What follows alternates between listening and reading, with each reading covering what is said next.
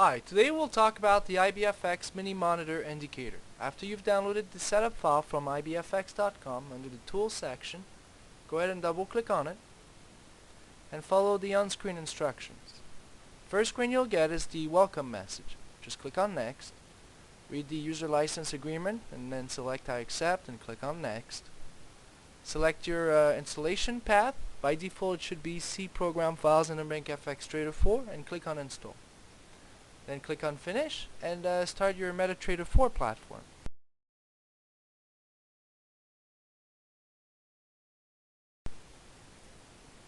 Under the Navigator window, expand your custom indicators list and look for IBFX Mini Monitor. From there, simply drag and drop it on top of your chart. Right now we get the inputs window, but we'll skip that and we'll get back to it later. I'll just click on OK. And as you can see on the top right corner of my chart, I have some labels, and on the y-axis you can see the different time frames. H4 is for 4 hour, H1 is a 1 hour chart, M30 is a 30-minute chart, M15 is a 15-minute chart, M5 is a 5-minute chart, M1 is a 1-minute chart. And then on the x-axis at the bottom, you can see the different systems that we're looking at. We're looking at a basic MACD system, a basic awesome oscillator system, a basic RSI system, and then a basic stochastic system. Now if I look at the MACD, it's telling me that on a 4-hour chart I just got a buy signal. On a 1-hour chart I got a buy signal as well. On a 30-minute chart I got a sell signal. On a 15-minute chart I got a sell signal. I got no signals on the 5-minute chart, and I have a buy signal on the 1-minute chart. Now all those systems are not related to each other. You need to look at them separately, and you also need to look at the time frames that match your trading style. If you're a long-term trader, you're going to look at the 4-hour and 1-hour signals. You don't really care about what happens in the 5-minute and 1-minute periodicity. If you're a shorter-term trader, then obviously you're not going to really be interested in the information provided on the long term. So really, you need to decide which time frames you're interested in. Now, how is this useful? Well, if I'm about to place let's say a short order on Euro USD 1 hour right now, and let's assume I'm a long-term trader and I stay in a trade a few days. Well, if I look at the 4-hour chart and the 1-hour chart on the MACD and Awesome Oscillator, it looks like the longer term signal is long. So maybe I'm not going to place that short order right now.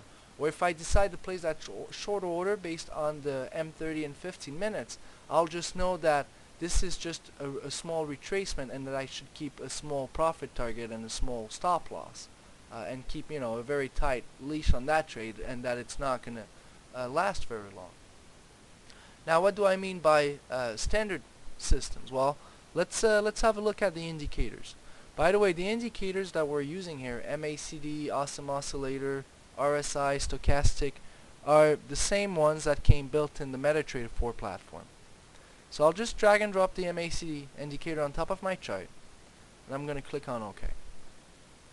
Now here I'm talking about the regular MACD, not the MACD traditional, which by the way are the same indicator, they're just not represented the same way. So here, to get a buy signal, I need the MACD histogram to be below 0, but I also need it to be above the signal line. So right here I would get a buy signal. Right here I would get no signal at all because the histogram is below the signal line. Now to get a sell signal, the histogram needs to be above 0, and it also needs to be below the signal line. So right here it's above 0 and below the signal line. On the bar before that, you see the histogram is above the signal line, so I would get no signal, and I would get one of those little smiley faces. Now, if I edit the inputs for the MACD, I can see the fast EMA, the slow EMA, and the MACD signal line. While 12, 26, 9 are usually the default inputs, but you can also change that under the inputs for the mini monitor. Here you can see the MACD fast, slow, and signal period inputs. So you can adjust that to match whatever settings you want. I'm going to click on OK on this, click on Close, and we're going to move on to the next system. Let me delete this indicator, And then the next system is the awesome oscillator. Again, it's built in the platform by default, and it's right here. So I can just drag and drop this on top of my chart.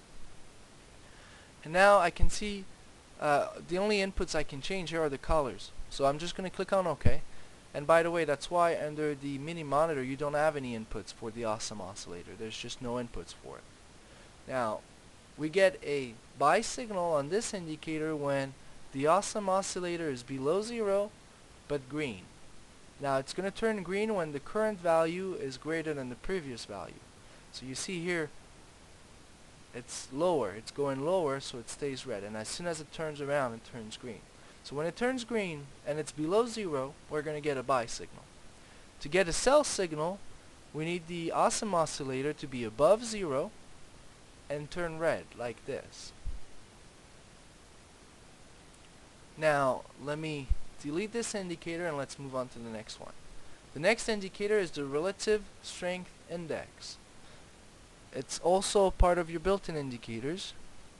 And I'll just drag it and drop it on top of the chart. And here you can control the periods you want to use. You also have some levels. By default the levels are 30 and 70, but you can adjust that if you want to. I'm going to click on OK.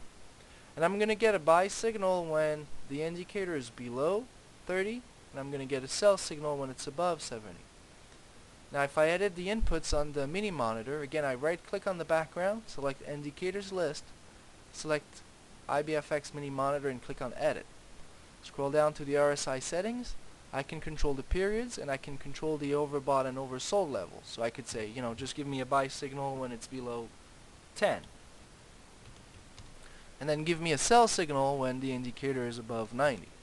And then just click on OK. And it will automatically update everything.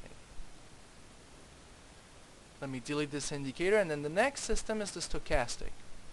So I'll just drag and drop the stochastic oscillator, and again you've got all those inputs here. You can control the %K, %D, and the moving average, and then you can control the levels. By default there are 20 and 80. I'll click on OK, and if I edit the mini monitor, I also have some settings for the stochastic.